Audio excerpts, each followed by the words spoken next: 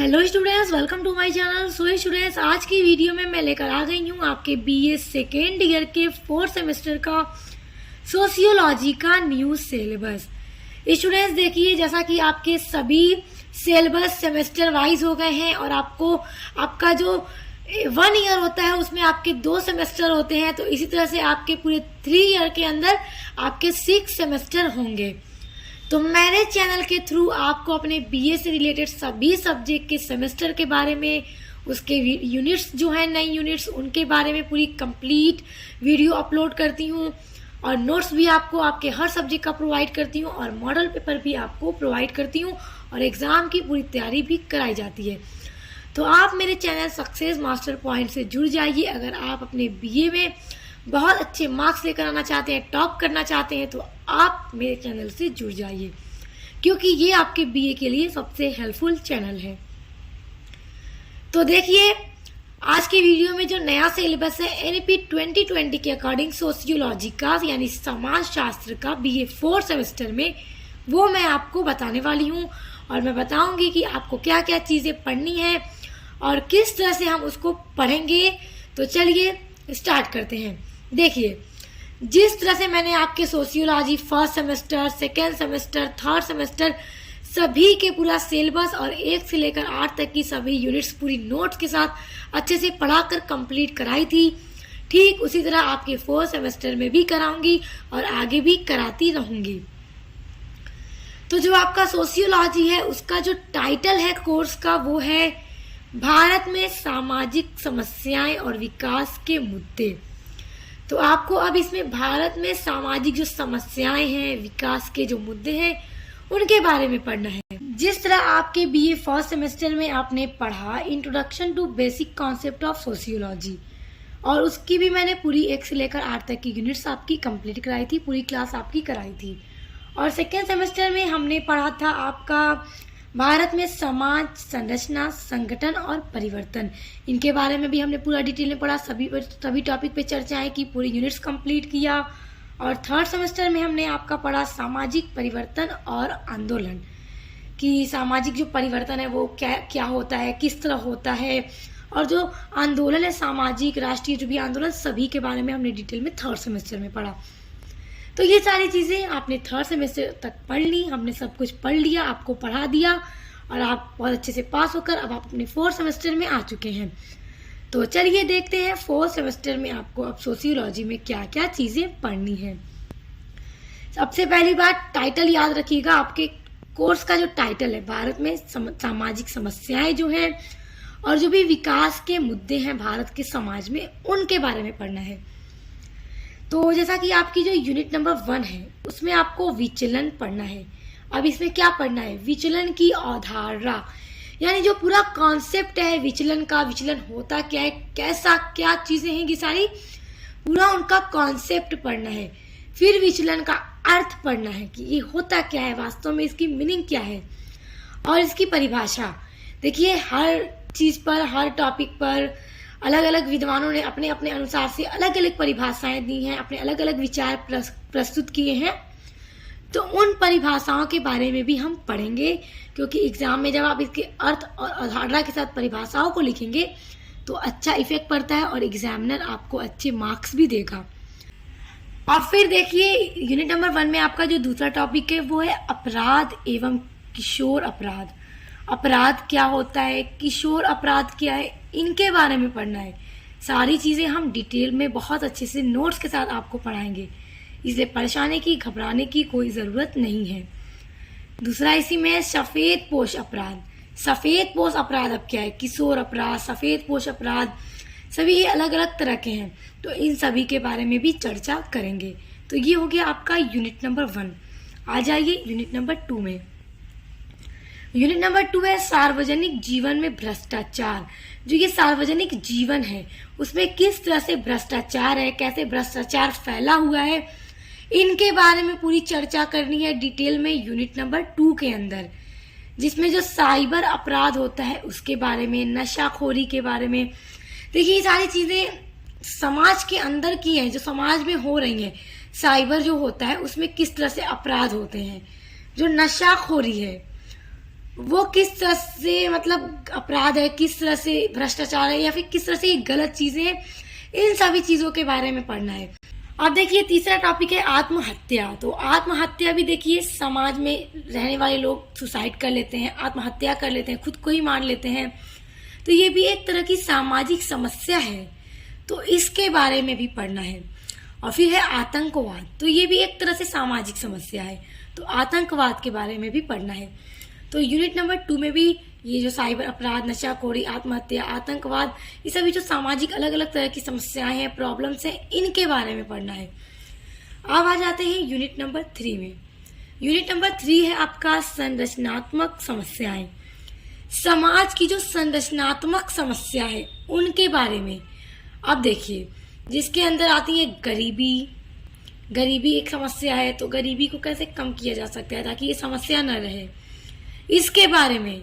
जाति असमानताएं, देखिए प्रत्येक समाज में एक जाति के लोग नहीं रहते, अलग अलग विभिन्न विभिन्न जाति के लोग रहते हैं, जिसके कारण जातिवाद, सांप्रदायिकता, ये सारी चीजें फैलती हैं।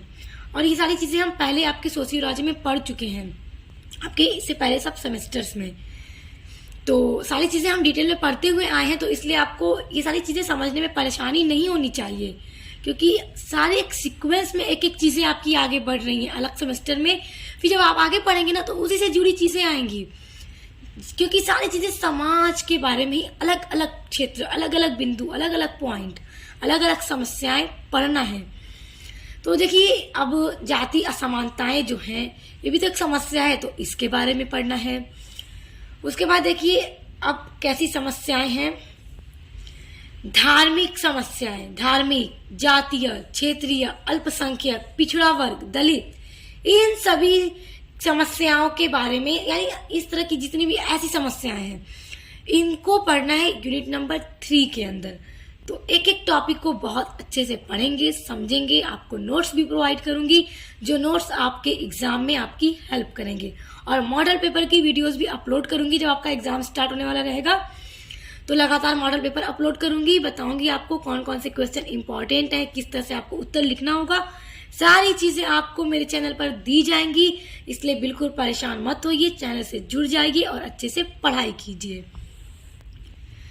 अब अगला है यूनिट नंबर 4, पारिवारिक समस्याएं। अब देखिए पारिवारिक, परिवार की समस्याएं। अब एक बार देखिए कि यूनिट नंबर 2 में सार्वजनिक जीवन में समस्याएं होती हैं, और उसके बाद जो संरचनात्मक समस्याओं के अंदर क्या आ गया, गरीबी, जाति समस्याएं, जाति असमानताएं, धार्मिक समस्याएं, अल्पसंख्यक, पिछड़ा वर्ग, ये सारी जो समस्याएं हैं। अब यूनिट नंबर 4 में पारिवारिक यानी कि जो फैमिली प्रॉब्लम्स हैं उनके बारे में, ये सारी समस्याएं यूनिट नंबर 4 के अंदर पढ़नी है। ये सभी समाज में, समाज की ये सभी अलग अलग समस्याएं हैं। तो दहेज, देखिए दहेज हर कोई देता है, लेता है, मांगा भी जाता है मुंह खोल के। कुछ लोग एकदम डिमांड करते हैं कि ये चीजें चाहिए तभी शादी हो सकती है।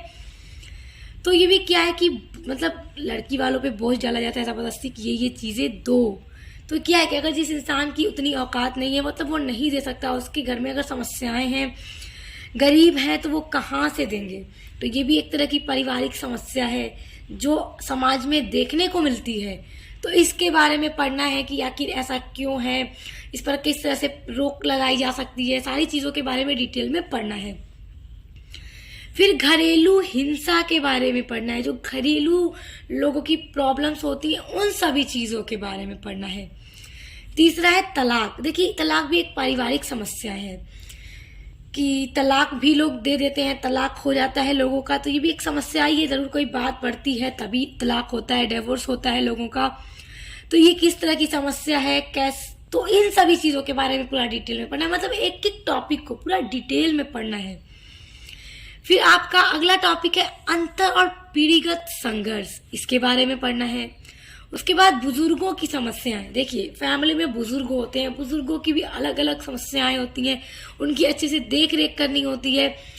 तो उनकी अच्छे से देख रेख करनी होती है, उनका जो भी जरूरतें हैं उनको पूरा करना होता है। अगर नहीं होगी तो जाहिर सी बात है बूढ़े जो लोग होंगे परेशान होंगे, उदास होंगे। मतलब ये भी एक समस्या है कि कुछ लोग होते हैं जो बुजुर्ग को देखना ही नहीं चाहते, अपने घर में रखना ही नहीं चाहते, और कुछ लोग बहुत अच्छे से भी रखते हैं, इज्जत से रखते हैं। तो हर तरह के लोग दुनिया में हैं, ऐसा नहीं है कि हर कोई एक जैसा ही होता है, हर तरह के लोग अच्छे भी हैं, बुरे भी हैं। तो इनकी जो भी समस्याएं, ये भी एक परिवार की ही समस्या है। तो इन सभी समस्याओं के बारे में यूनिट नंबर 4 में पढ़ना है। तो इस तरह से आपके यूनिट नंबर 1, 2, 3 एंड 4 में आपको समस्या, जितनी भी तरह की समाज के अंदर जितनी भी तरह की समस्याएं पाई जाती हैं, जो भी समस्याएं हैं, सभी के बारे में, उनको किस तरह से रोका जा सकता है या फिर क्या उसके प्रभाव है, सभी चीजों के बारे में यूनिट नंबर 4 तक आपको पूरा डिटेल में पढ़ना है, और हम सब कुछ पढ़ेंगे। आपके लिए यूनिट वाइज वीडियोस अपलोड करूंगी, तो आप पढ़ते रहिए। अब यहाँ से ध्यान दीजिए, पहले समझिए इसको। जैसा कि अभी मैंने आपको वीडियो के स्टार्ट में बताया था कि आपके 4th सेमेस्टर में जो आपका समाज शास्त्र है, उसका जो टाइटल है वो है भारत में सामाजिक समस्याएं और विकास के मुद्दे। यानी आपके टाइटल में ध्यान दीजिए, 2 चीजें आपको पढ़नी है। एक तो भारत में जो समाज के अंदर जो समस्याएं हैं उनके बारे में, और जो भी विकास के मुद्दे हैं समाज के अंदर उनके बारे में 2 चीजें पढ़नी है। तो यूनिट नंबर 1, 2, 3 एंड 4 तक आपको भारत में समाज के अंदर जितने भी तरह की समस्याएं हैं वो पढ़ना है। और यूनिट नंबर 5 से आपका स्टार्ट होता है विकास के बारे में। तो 5, 6, 7, 8 इन 4 यूनिट्स में आपको विकास के बारे में सारी चीजें डिटेल में पढ़नी है। तो आप देखते हैं यूनिट नंबर 5 है आपका विकास की अवधारणा। तो अब विकास क्या है, इसकी अवधारणा, इसका पूरा कॉन्सेप्ट समझना होगा हमें, और इसका क्या अर्थ है इसके बारे में पढ़ना है। और देखिए टॉपिक है आर्थिक बनाम सामाजिक विकास, मानव विकास।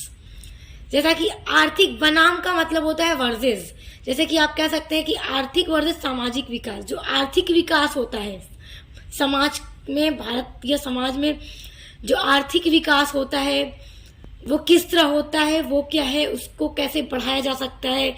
और जो सामाजिक विकास होता है, ये दोनों अलग अलग हैं, अलग अलग एकदम क्षेत्र हैं। तो इन दोनों के बीच में जो वर्सेस, इन दोनों के बारे में पढ़ना है हमें, अलग अलग एक दूसरे को इनके में देखना है। और फिर इन्हीं के साथ साथ हमें मानव विकास के बारे में देखना है, जो समाज में मानव है वो किस तरह से विकास कर रहा है। तो इन सभी चीजों के बारे में पढ़ना है, यानी कि आर्थिक विकास, सामाजिक विकास और मानव विकास।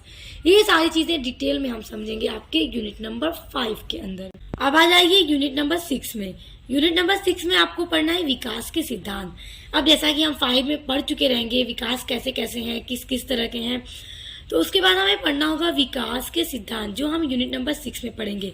जब मैं आपकी यूनिट वाइज वीडियोस लेकर आऊंगी तो एक एक टॉपिक पर, एक एक यूनिट के एक एक टॉपिक पर हम बहुत अच्छे से चर्चा करेंगे। तो सिद्धांत में आपको पढ़ना है इस्मेल सर का सिद्धांत, लर्नर का सिद्धांत पढ़ना है, रोस्टो का सिद्धांत पढ़ना है, सभी का जो विकास का सिद्धांत है उसके बारे में पढ़ना है, और फ्रैंक का जो अल्प विकास का सिद्धांत है उसको भी पढ़ना है यूनिट नंबर 6 में।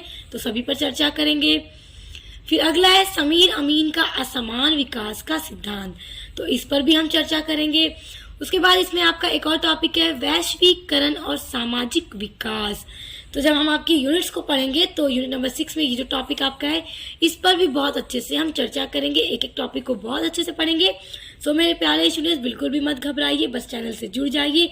मेरे चैनल पर आपके बीए के सभी सब्जेक्ट के पढ़ाई कराई जाती है, चाहे कोई भी सेमेस्टर हो, हर सेमेस्टर की पढ़ाई मेरे चैनल पर कराई जाती है। तो आई होप यूनिट नंबर 6 तक आप समझ गए कि आपको क्या क्या चीजें पढ़नी है। अब आ जाते हैं आपके यूनिट नंबर 7 में। यूनिट नंबर 7 में आपको पढ़ना है विकास के मुद्दे। तो विकास के मुद्दे में हमें क्या पढ़ना है, पहला टॉपिक है कृषि संकट, कृषि के संकट, ये सारी चीजें पढ़नी है। मानव संसाधन विकास और कुशल बेरोजगारी, ये सभी जो टॉपिक हैं, मानव संसाधन विकास और कुशल बेरोजगारी, इनके बारे में हमें पढ़ना है पूरा डिटेल में यूनिट नंबर 7 के अंदर। तो सभी पे चर्चा होगी आगे। अब आ जाते हैं आपकी यूनिट नंबर 8 एंड आपकी लास्ट यूनिट पर, जो है पारिस्थितिकी और विकास। बहुत इंपॉर्टेंट यूनिट है, देखिए एग्जाम में यहाँ से प्रश्न आपका जरूर आएगा।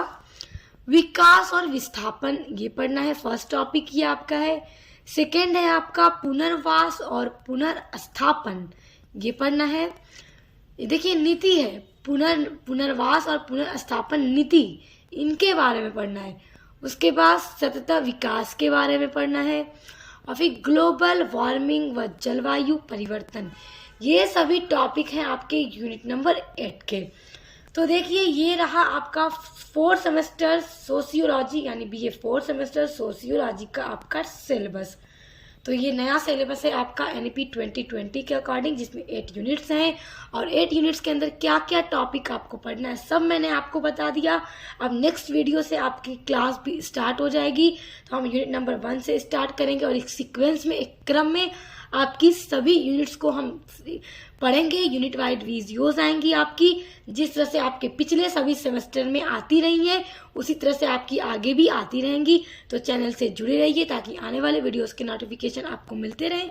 तो अब मिलते हैं नेक्स्ट वीडियो के साथ।